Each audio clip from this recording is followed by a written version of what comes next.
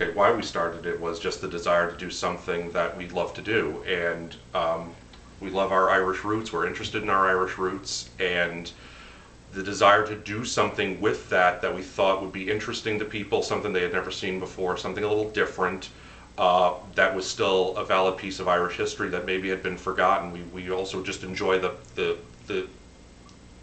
fun of educating people on what Ogham is and how it ties into the Irish history.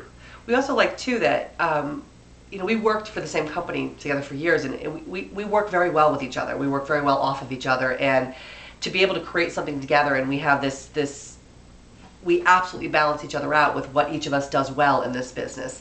Chris having the marketing ideas and the networking ideas and just the creative force behind it. I'm the one who then physically makes it happen, and it's just been this great, a great adventure for us to have this dynamic together and do a business together, because we've been business people for years apart, even though we were doing the same thing, and to do something together has just been really fascinating. What are the surprises you're finding?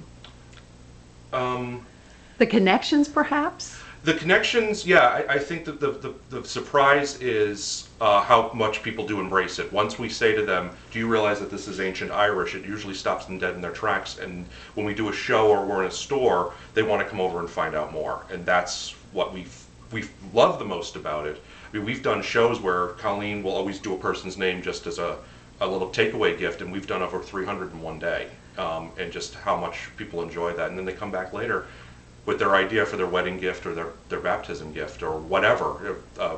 That's really what I enjoy the most about it, is just getting the word out there about what it is, and Yeah, I think I don't know so much surprising, but I think the part of it for me that I see the big wow in people's eyes, like Chris said, is when they want to know more about it, and when they ask you, and then when they do this, and you got them, and then we talk about it more, and they just.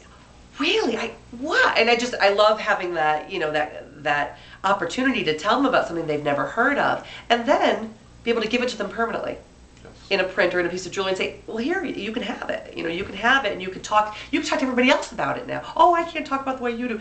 Talk to everybody about it and spread the word, Or in occasions where you've had people that have been to Ireland and been lucky enough to actually see a real Ogham stone. There's only 376 that still survive in the world, most of them in the south part of Ireland, and it was one of those things, yeah, I have a picture of one, but I really didn't understand what it was, and here we are now explaining it to them years down the road or months down the road.